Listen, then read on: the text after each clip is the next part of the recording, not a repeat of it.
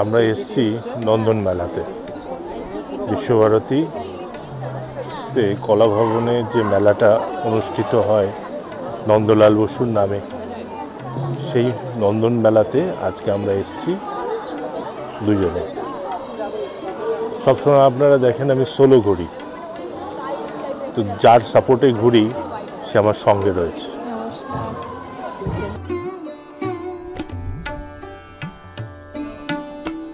নন্দলাল বসুর আজীবনের শিল্পচর্চা সমগ্র ভারতবাসীকে আলোকিত করেছে, পথ দেখিয়েছে নিত্য নতুন। আর সবচেয়ে গুরুত্বপূর্ণ হলো শিল্পচর্চা কোন পথে চলবে তার হদিশ দিয়েছেন।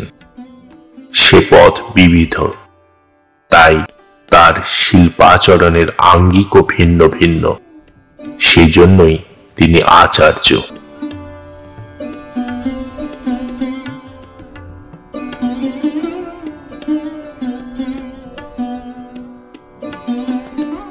সূক্ষ্ম থেকে অতি সূক্ষ্ম রেখা মিলিত কোরাসে তৈরি হওয়া দৃশ্যকাব্য স্থির রেখাচিত্রকে চলমান করে তোলা এবং সর্বোপরি শিল্পকে নিরীক্ষার জায়গায় নিয়ে যাওয়া নন্দলালের মধ্যে আজীবন প্রথিত ছিল।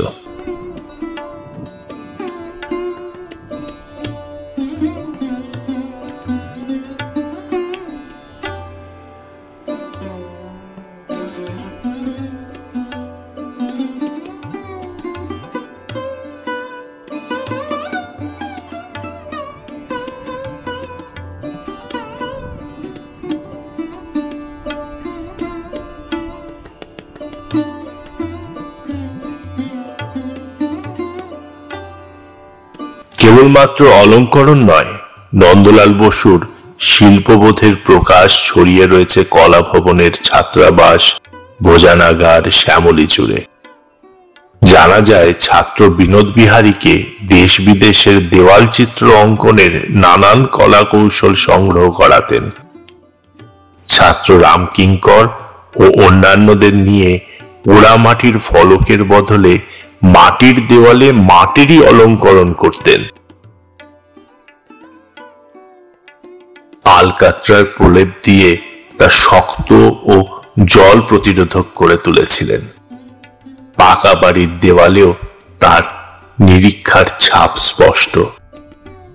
কলা ভবনের ছাত্রাবাসের দেওয়ালে তুষ, আলকাত্রা মেশানো মাটির মূর্তি ও ছবিগুলিতে আজও উজ্জ্বল হয়ে আছেন মাস্টার মশাই নন্দলাল।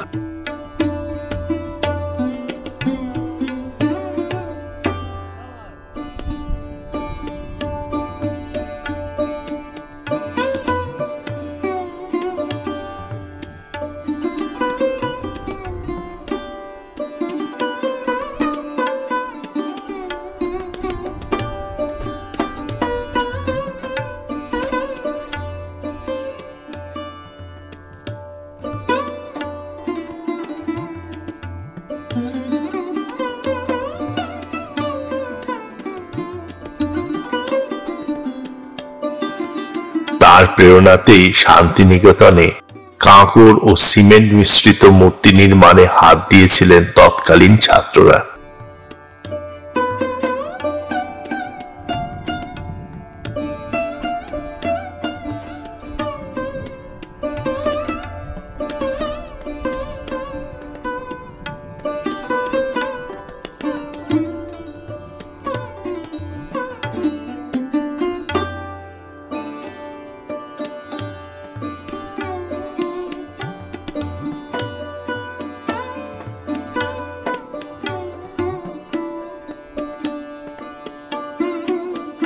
যুগ বদলায়, তার সঙ্গে সঙ্গে নন্দলাল বসুর কাজ হয়ে ওঠে আরো প্রাসঙ্গিক, হয়ে ওঠে জীব জ্ঞানে শিল্প সেবা।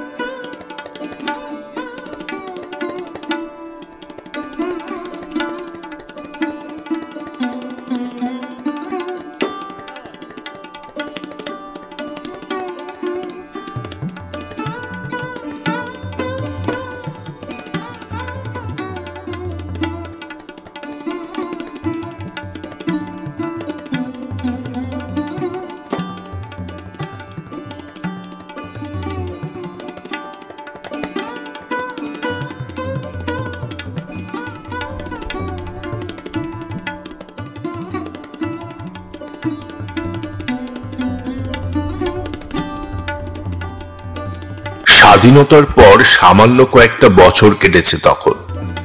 ব্রিটিশ শাসনের কবল থেকে বেরিয়ে মাথা তুলে দাঁড়ানোর চেষ্টায় নতুন ভারত। কিন্তু এরপর আইন কানুন দৃঢ় করবার জন্য স্বাধীন দেশে দরকার নতুন সংবিধান।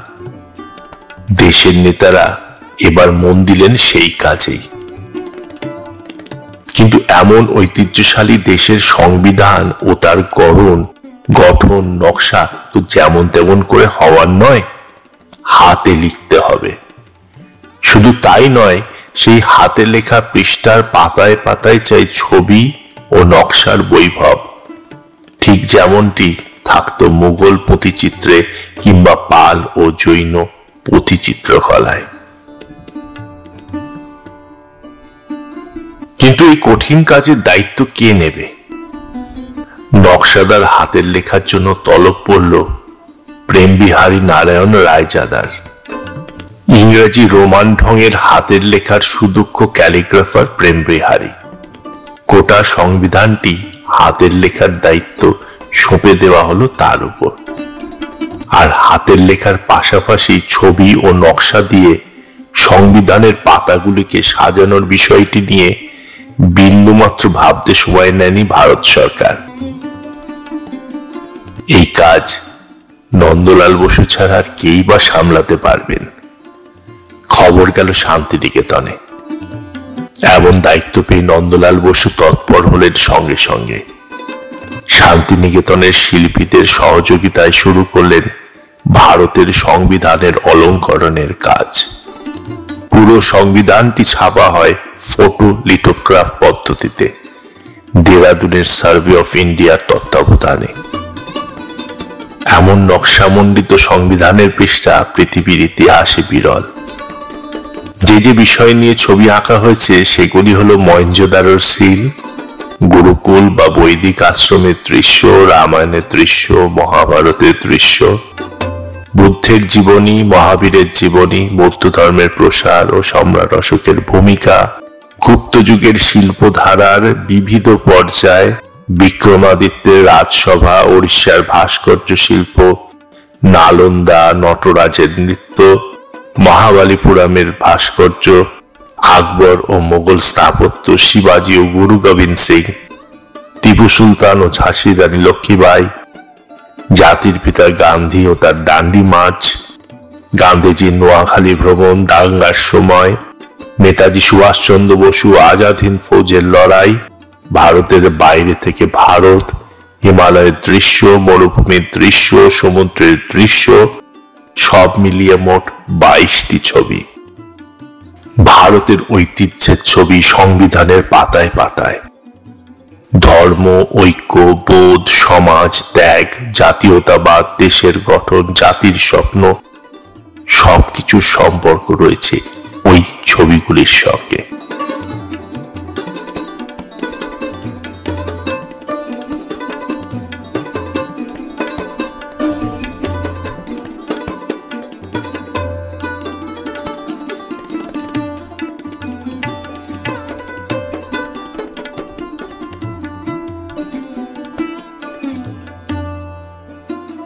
1914 সালে কিছুদিনের জন্য শিলাইদহে গিয়েছিলেন রবীন্দ্রনাথ, সঙ্গে 3 তরুণ শিল্পী।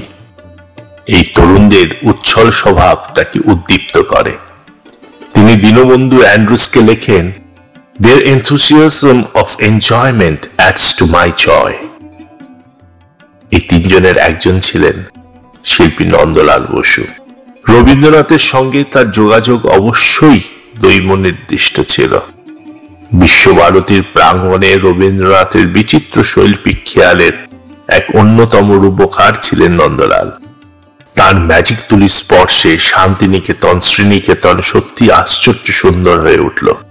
বিশ্বভারতীর দেওয়ালে, চীনা ভবনের বারান্দায়, হিন্দি ভবনের হলে, শ্রীনিকেতনের উৎসব মঞ্চে, দিনান্তিকার দেওয়ালে, কলা ভবনের কালো বাড়ি, চৈতি উত্তরায়ণের শ্যামলী বাড়ি, সব ক্ষেত্রেই রয়েছে নন্দলালের নান্দনিক স্পর্শ। শান্তিনিকেতনের উৎসবে অনুষ্ঠানের বৈশিষ্ট্যই ছিল শৈল্পিক আবহাওয়া। রবি ঠাকুরের কল্পনার যথাযথ প্রকাশ করতেন নন্দলাল বসু। কবি ও ছবির এ এক জাদুকরী মেলবন্ধন।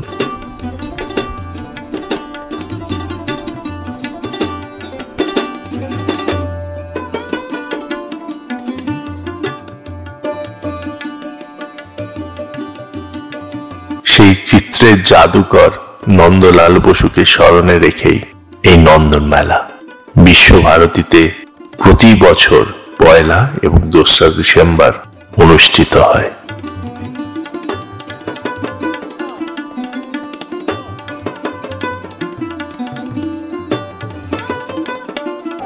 কেমন লাগলো এবারের নন্দন মেলা? খুব সুন্দর। আগের বার আরো ভিড় ছিল, আরো বড় ছিল, এবার এবারে একটু ফাঁকা, কিন্তু খুব সুন্দর লাগলো। কত ইনোভেটিভ জিনিসপত্র দেখলাম, স্কাল্পচার্স দেখলাম, খুব ভালো লাগলো, খুব ভালো লাগলো। ঠিক আছে। আর কিছুদিনের মধ্যে শুরু হবে পৌষ মেলা, হ্যাঁ হ্যাঁ মেলা গ্রাউন্ডে হ্যাঁ, বিশাল বড় মেলা। বিশাল বড় মেলা। এবার 6 দিন ধরে চলবে মেলাটা। হ্যাঁ হ্যাঁ, হ্যাঁ, প্রত্যেকবার 3 দিন চলে, 6 দিন চলবে। প্রচুর ধুলো উঠবে। হ্যাঁ, আমাদের রাস্তাঘাটে বেরোবার সময় অবস্থা খারাপ হবে, কিন্তু সবাই আনন্দ পাবে। এর থেকে বড় তো কিছু হতে পারে না। আনন্দটাই আসল। সবাই ভালো থাকবেন, সঙ্গে থাকবেন এই মুসাফিরের।